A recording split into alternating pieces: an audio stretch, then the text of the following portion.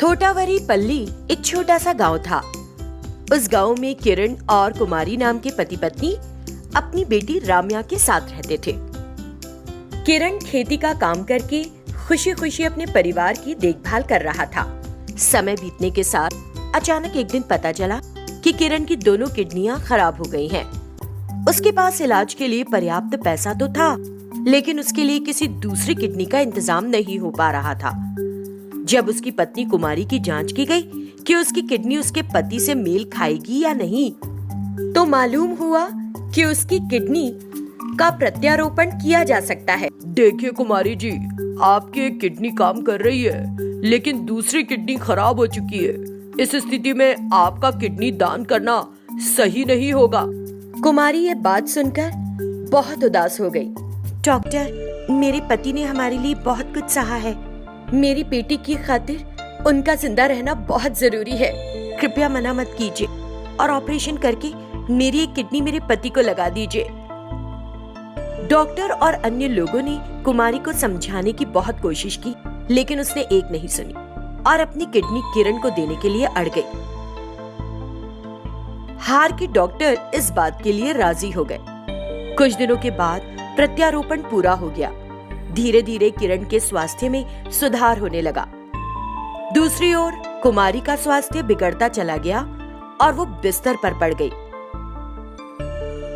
सुनो जी, शायद मेरा समय पूरा हो गया है और मुझे भगवान के पास जाना होगा, क्योंकि हमारी बेटी राम्या अभी एक छोटी बच्ची है। आप मेरी बहन श्रीदेवी से शादी कर लेना प्लीज। कुछ दिनों बाद कुमारी की मृत्यु हो गई और किरण ने सारी रस्में पूरी की और जैसे कि कुमारी की आखिरी इच्छा थी, श्रीदेवी से शादी कर ली। श्रीदेवी राम्या की अच्छी देखरेख करने लगी और धीरे धीरे घर की स्थिति सामान्य होने लगी कि अचानक एक दुर्घटना में किरण की मृत्यु हो गई। ये खबर सुनकर श्रीदेवी, हे भगवान, ये क्या कर दिया। अभी अभी तो हम लोग संभले थे और तूने मेरे पति को ही मुझसे छीन लिया। अब क्या करूंगी मैं। कुछ समय बीत गया। इसके बाद से श्रीदेवी बहुत उदास रहने लगी और उसके लिए घर चलाना मुश्किल हो गया। उसने राम्या से कहा कि वो स्कूल जाना बंद कर दे। ऐसा क्यों कह रही हो मासी? मेरे मम्मी पापा की इच्छा थी कि मैं डॉक्टर बनूं, फिर मैं अपनी पढ़ाई कैसे रोक सकती हूँ? तुम ही बोलो। मैं तुझे पढ़ाने की स्थिति में नहीं हूँ। जिंदा रहने के लिए काम पर जाना ही पड़ेगा। मैं ज्यादा थकान वाला काम नहीं कर सकती। मेरी तबीयत बहुत खराब हो जाती है। अगर तू भी कुछ काम नहीं करेगी तो कैसे चलेगा, और हम दोनों को बहुत परेशानी होगी। राम्या को श्रीदेवी की इस बात पर बहुत गुस्सा आया। अरे, अब तू भी मुझे ही परेशान कर रही है। मेरी जिंदगी तो वैसे भी पूरी तरह बर्बाद हो चुकी है। अब खबरदार, जो ज्यादा नाटक किया तो अब से तेरा स्कूल जाना बंद। और श्रीदेवी ने गुस्से में राम्या को पीटना शुरू कर दिया। राम्या को और कोई रास्ता समझ नहीं आया और वो अपनी पढ़ाई बंद करके श्रीदेवी की बात मानने को राजी हो गई। वो अगले दिन से कुछ फूल बेचने लगी और जो भी कमाई होती वो अपनी सौतेली माँ श्रीदेवी को दे देती। इससे उनको कुछ खाने को मिलने लगा। लेकिन राम्या अभी भी पढ़ाई करना चाहती थी, लेकिन वो कुछ नहीं कर सकती थी, तो उसने फूल बेचना जारी रखा और कमाती रही। जैसे जैसे राम्या बड़ी होने लगी, आसपास के कुछ लड़के उसे परेशान करने लगे। ये सब राम्या को बहुत बुरा लगता और उसने ये बात अपनी सौतेली माँ को बताने की सोची। घर पहुंचकर उसने रोते रोते अपने काम की जगह के हालात के बारे में उसे बताया। मौसी, अब से मैं काम पर नहीं जाऊंगी। कुछ लड़के मुझे परेशान करते हैं और मुझे बहुत बुरा लगता है। राम्या की शिकायत सुनकर, तो फिर यही ठीक रहेगा कि मैं जल्दी से जल्दी तेरे लिए एक अच्छा रिश्ता ढूंढ लूं। इतनी जल्दी शादी? नहीं मौसी, मैं शादी नहीं करूंगी अभी। शादी नहीं करेगी तो क्या करेगी? ऐसे बहुत से लोग हैं जो पैसे देकर तुझसे शादी करने के लिए तैयार है, तो अच्छा है कि तू शादी ही कर ले। राम्या के लाख मना करने के बाद भी श्रीदेवी ने एक बूढ़े आदमी के साथ उसकी शादी तय कर दी और राम्या को उससे शादी करने के लिए मजबूर करने लगी। राम्या ने श्रीदेवी से बहुत विनती की, लेकिन श्रीदेवी ने उसकी एक न सुनी। आखिरकार राम्या को शादी के लिए हामी भरनी ही पड़ी। शादी से एक दिन पहले श्रीदेवी ने राम्या को बहुत रोते देखा।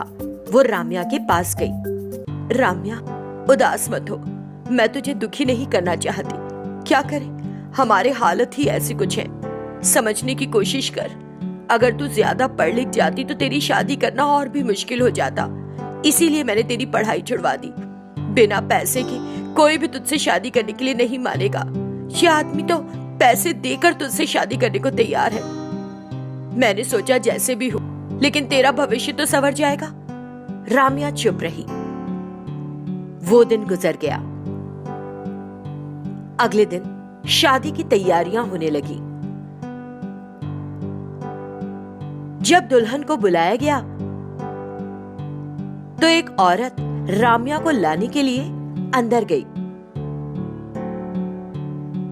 उसको राम्या के कमरे में जाता हुआ देख श्रीदेवी दूसरी तरफ चली गई। उसके हाथ में जहर की बोतल थी। दीदी और जीजा जी, मुझे माफ कर देना। मैं खुद काम करने से डरती थी, इसलिए मैंने राम्या को फूल बेचने पर लगा दिया। इस डर से कि मैं उसकी शादी के लिए पैसे नहीं जुटा पाऊंगी, मैंने उसकी शादी एक बूढ़े आदमी के साथ कर दी। श्रीदेवी ने जहर खा लिया और दूसरी तरफ लोग राम्या राम्या चिल्लाने लगे। चीख पुकार सुनकर श्रीदेवी उस कमरे में आई और देखा कि राम्या फांसी पर लटकी हुई है। श्रीदेवी जोर से चिल्ला पड़ी, राम्या, ये तूने क्या किया? तेरे बेहतर भविष्य के लिए मैंने ये शादी तय की थी। मुझे लगा था शादी के बाद तू आराम से रहेगी, तुझे काम पर जाने की जरूरत नहीं होगी। उस घर में बहुत सारे नौकर थे बेटी, मुझे लगा कि तू वहां सुखी रहेगी। मैं तेरा बुरा नहीं चाहती थी। श्रीदेवी रोती रही और लोग उसे सांत्वना देने की कोशिश करते रहे। जैसे ही जहर ने असर दिखाना शुरू किया, श्रीदेवी को खून की उल्टी होने लगी। किसी को कुछ समझ नहीं आ रहा था कि आखिर उसे क्या हुआ। कुछ ही मिनटों में श्रीदेवी भी मर गई। दोनों को मरा हुआ पाकर सभी सकते में आ गए। हालात और श्रीदेवी की कायरता ने दो जिंदगियों को खत्म होने पर विवश कर दिया था। एक गांव में जीवन अपनी बेटी भवानी के साथ रहता था। कुछ समय पहले ही भवानी की मां की मृत्यु हो गई थी और जीवन ने कीर्ति नाम की एक औरत से शादी कर ली थी। कीर्ति भवानी से कोई वास्ता नहीं रखती थी और अपनी ही दुनिया में खोई रहती थी और घर का कामकाज देखती थी। शायद ही कभी वो भवानी से बात किया करती और जब भी भवानी उसके करीब आने की कोशिश करती तो वो टाल दे। एक दिन जब भवानी स्कूल जा रही थी, माँ मैं स्कूल जा रही हूँ, कीर्ति ने जवाब नहीं दिया और वो अपनी ही दुनिया में खोई रही। भवानी को बड़ा बुरा लगा। भवानी स्कूल जाते समय सोचने लगी, मैं अपनी नई माँ को समझ ही नहीं पा रही हूँ।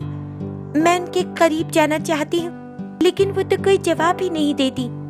मैं रोज उनसे बात करती हूँ, लेकिन वो सुनती ही नहीं। उनके ऐसे बात न करने से मुझे बहुत अकेलापन लगता है। क्या वो मुझे पसंद नहीं करती? हे भगवान, मेरी माँ को मुझसे बात करने को कहो ना। यही सोचते सोचते भवानी स्कूल पहुंच गई। कुछ समय बाद कीर्ति गर्भवती हुई। वो बहुत खुश थी। मैं बहुत खुश हूँ। कुछ ही दिनों में मुझे एक बेटा या बेटी मिलेगी। मुझे अपने बच्चे की सेहत का ध्यान रखना होगा। भवानी बाहर खेलने जा रही थी। माँ, मैं खेलने के लिए बाहर जा रही हूँ। अब तो कीर्ति भवानी से नफरत ही करने लगी थी। जब भवानी मुझे माँ बुलाती है तो मुझे बड़ा अजीब लगता है। मुझे लगता है कि मेरा अपना बच्चा ही मुझे माँ कहे। मैं उसकी अपनी माँ तो हूँ नहीं।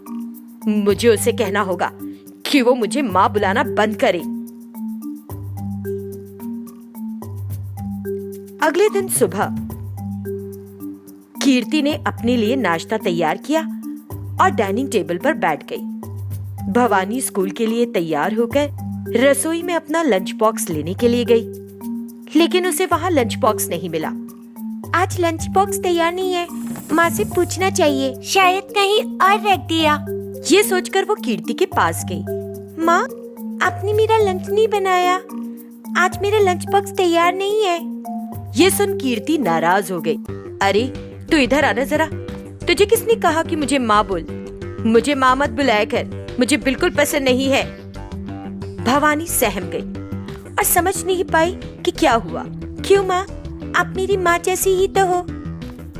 उसे फिर से माँ बुलाने पर कीर्ति और भी गुस्से में आ गई और उसने भवानी को डंडे से बुरी तरह पीट दिया। भवानी पिटाई सहन नहीं कर सकी। मुझे मत मारो, मुझे दर्द हो रहा है माँ, मुझे मत मारो। कीर्ति ने उसे मारना बंद कर दिया। सुन, मैं तेरी माँ कभी नहीं बनूंगी और तू मेरी बेटी नहीं बन सकती। मेरे अपने बच्चे ही मुझे माँ बुलाएंगे। आज से घर के सारे काम तू करेगी। अगर तूने मुझे कुछ भी करने के लिए कहा तो मुझसे बुरा कोई नहीं होगा, याद रखना इस बात को। ये सब होने के बाद भवानी रोते हुए स्कूल चली गई। उसने स्कूल में कुछ नहीं खाया और शाम को घर लौट आई। फिर उसने घर का सारा काम किया। अगले दिन सुबह जल्दी उठकर उसने सबके लिए खाना बनाया।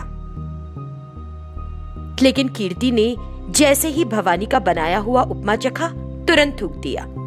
फिर उसने वो उपमा भवानी के चेहरे पर फेंक दिया। गरम उपमा चेहरे पर पड़ते ही वो जोर जोर से रोने लगी। बड़ी कठोरता से कीर्ति बोली, क्या कोई इसे उपमा कहेगा? जानवर भी नहीं खाएगा इसे। ये भी तेरी शक्ल की तरह बेकार था। अगर अगली बार तूने ऐसा उपमा बनाया तो खाल खींच लूंगी तेरी, समझ आ गई? आंटी, मुझे खाना बनाना नहीं आता, इसलिए अच्छा नहीं बना था। अगर ढंग से काम नहीं करेगी तो मैं रोज तेरी पिटाई लगाऊंगी, फिर तू अपने आप सब सीख जाएगी। कीर्ति वहां से चली गई। भवानी ने रोते हुए अपना लंच बॉक्स उठाया और स्कूल के लिए निकल गई। जैसे जैसे दिन बीतते गए, कीर्ति भवानी के साथ ज्यादा से ज्यादा बुरा व्यवहार करने लगी। कुछ महीनों के बाद कीर्ति के प्रसव का समय आने वाला था, तो उसने एक दिन डॉक्टर के पास जाने की सोची। सुन, आज स्कूल मत जा, मेरे साथ अस्पताल चल, वहां मुझसे दौड़ भाग नहीं हो पाएगी। कीर्ति भवानी को अपने साथ अस्पताल ले गई। अस्पताल में भीड़ के कारण उन्हें बैठने के लिए जगह नहीं मिल रही थी। कीर्ति कुछ देर तो खड़ी रही, फिर उसे अपने पैरों में दर्द हुआ। अरे भवानी, मैं और ज्यादा खड़ी नहीं रह सकती, तो कुछ देर के लिए झुक जा, मैं तुझ पर बैठूंगी। भवानी को झुकने के लिए कहकर कीर्ति उस पर सहारा लेकर बैठ गई। आसपास के लोगों को यह देखकर बहुत अजीब लगा। भवानी कीर्ति के वजन को सहन नहीं कर पा रही थी। ये देखकर वहां एक महिला आई। अरे बहन जी, ये क्या है? आप एक छोटी सी बच्ची पर पूरा वजन डालकर बैठी हो। देखो उसे कितनी परेशानी हो रही है। अगर उसे कुछ हो गया, आपको बड़ा दर्द हो रहा है। वो तो कुछ नहीं कह रही। अच्छा होगा आप अपने काम से काम रखें। मुझे पता है कि क्या करना चाहिए और क्या नहीं। मेरी हालत नहीं देख रही? कीर्ति ने बड़े रूखेपन से जवाब दिया। जैसे ही डॉक्टर ने कीर्ति को बुलाया, वो उठकर चली गई, लेकिन भवानी से उठा ही नहीं गया। डॉक्टर के चेकअप के बाद दोनों घर चली गई। कुछ दिनों के बाद एक दिन कीर्ति सब्जी खरीद रही थी। तभी सामने वाले घर में रहने वाली औरत ने उससे पूछा, कीर्ति, तुम रोज उस बच्ची को क्यों पीटती हो? वो एक बिन माँ की बच्ची है, तुम्हें तो उसका ख्याल रखना चाहिए ना। हाँ, तुमसे किसने कहा कि मैं रोज भवानी को पीटती रहती हूँ? किसी ने बताया मुझे। वो एक छोटी बच्ची है और मैंने भी देखा था कि तुमने अस्पताल में क्या किया था। ये सब बहुत गलत है। अपने काम से काम रखा करो जी। अपने पड़ोसियों के बारे में सोचना बंद करो। सब्जी खरीदकर कीर्ति घर वापस आ गई। इस लड़की ने दूसरों से मेरी शिकायत की और सबके सामने मुझे नीचा दिखाया। मुझे इसे सबक सिखाना होगा। फिर वो सीधा भवानी के पास गई, जो किचन साफ कर रही थी। अरे सुन, क्या तू सबसे मेरी शिकायत करती फिरती है कि मैंने तेरी जिंदगी नरक बना दी? नहीं आंटी, मैंने किसी से कुछ नहीं कहा। प्लीज मुझ पर भरोसा करो। तू इस तरह से सच नहीं उगलेगी जब तक तुझे एक दो डंडे ना पड़े। कीर्ति गुस्से से भवानी को मारने के लिए आगे बढ़ी, लेकिन गीले फर्श पर फिसलकर नीचे गिर गई। दर्द होने और अपने बच्चे के बारे में सोचकर कीर्ति जोर जोर से रोने लगी। भवानी ने कीर्ति को तुरंत अस्पताल ले जाने की सोची। वो तुरंत कंप्यूटर सिस्टम के सामने रखी व्हील चेयर लेकर आई और कीर्ति को उस पर बैठने में मदद की। आंटी, कुर्सी को मजबूती से पकड़ कर रखो, हम अस्पताल जाएंगे। व्हील चेयर को धक्का देकर भवानी कीर्ति को अस्पताल ले गई। डॉक्टर ने तुरंत कीर्ति का ऑपरेशन किया और बच्चे को सकुशल बाहर निकाल लिया। आपकी बेटी ने बहुत अच्छा किया कि किसी की मदद का इंतजार नहीं किया और सीधा समय पर आपको अस्पताल ले आए, तभी आप दोनों बच पाए। ये सुनकर कीर्ति को बहुत शर्मिंदगी महसूस हुई और वो सोचने लगी, अगर भवानी ने मेरे बुरे व्यवहार का मुझसे बदला लिया होता तो मैं और मेरा बच्चा दोनों आज मर जाते। उसने भवानी को अपने पास बुलाया। भवानी, मैंने कभी तुझे अपनी बेटी की तरह नहीं माना और बहुत बहुत परेशान किया। क्या तू मुझ पर नाराज नहीं? आपने मुझे अपनी बेटी की तरह नहीं माना आंटी, लेकिन मैंने तो आपको अपनी माँ ही माना है। ओ भवानी बेटी, मैं तेरे प्यार को समझ नहीं पाई और तुझे बहुत परेशान किया। मुझे माफ कर दे।